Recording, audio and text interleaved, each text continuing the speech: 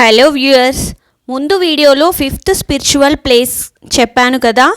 మా ఈ 3 days 2 nights ట్రిప్లో 5th ప్లేస్గా శ్రీకృష్ణ భగవానుడి ఆలయంని హైదరాబాద్కి రిటర్న్ అవుతూ వెళ్ళి వచ్చాము.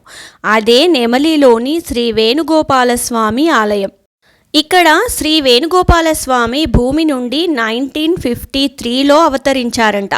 3 అడుగుల ఎత్తుతో పాదాల వద్ద వింజామరలు వీస్తూ గోపికలు గోవులతో ఏకశిలగా విగ్రహంగా మూర్తి స్వయంభూగా వెలిశారు.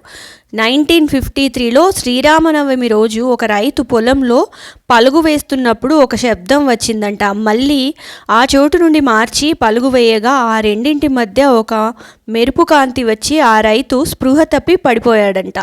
తోటి పనివారు అతని ముఖం మీద నీళ్లు చల్లి లేపగా అతని కను చూపు పోయింది.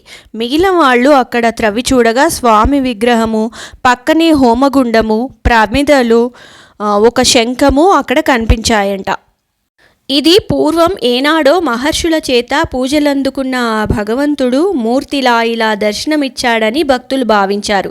ఇలా స్వామి ఉత్తరాభిముఖంగా వెలిశారని, తూర్పు ముఖంగా మారుద్దామన్నప్పుడు ప్రకృతిలో మార్పు, గాలివాన వచ్చి పరిస్థితి భయంకరంగా మారటంతో స్వామిని కదపటం ఆపారు.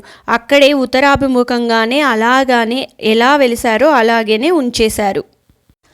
ఆ స్వామివారి వద్ద గుణపం వేయబోయిన రైతు కంటి చూపు కొరకు స్వామిని వేడుకొని తనకు వెండి కడియాలు చేయిస్తానని మొక్కుకున్న తర్వాత వెంటనే అతనికి కంటి చూపు వచ్చిందంట. అలా ఆ కుటుంబం జీవితాంతం స్వామికి సేవ చేస్తూ వచ్చారు. ఆ కడియాలు ఇప్పటికీ శ్రీ వేణుగోపాల స్వామికి అలంకరిస్తారు. ఇలా స్వామివారి అనుగ్రహంతో చాలామంది భక్తుల కోరికలు తీరినట్లు స్థల పురాణంలో ఉంది. ఈ శ్రీ స్వామి మెయిన్ టెంపుల్లో శ్రీ రాజ్యలక్ష్మి అమ్మవారు, శ్రీ గోదాదేవి అమ్మవారు కూడా ఉన్నారు. టెంపుల్ క్యాంపస్ చాలా విశాలంగా ఉండి గోశాల, గోపాలుడు, ఆయన చుట్టూ గోపికలు ఉండి ఆలయ ప్రాంగణం చాలా పెద్దగా ప్రశాంతంగా ఉంది. ఇక్కడ నిత్యాన్నదానం కూడా జరుగుతుంది. ఈ టెంపుల్ దర్శనం తర్వాత హైదరాబాద్ ట్రావెల్ మధ్యలో తనూస్ లోగిలి అనే హోటల్ చాలా బాగుంది. ఈ హోటల్ విలేజ్ అట్మాస్ఫియర్లా ఉండి ఇక్కడ ఫుడ్ కూడా చాలా బాగుంది. ఇలా మా 2 nights 3 days 5 places trip Ramappa Sri Rudreshwara Swamy దర్శనం శివుడితో మొదలై నెమలి శ్రీ వేణుగోపాల స్వామి దర్శనంతో తిరిగి వచ్చాము. ఈ ఇన్ఫర్మేషన్ మీకు నచ్చితే please subscribe, like and share our channel. Thank you.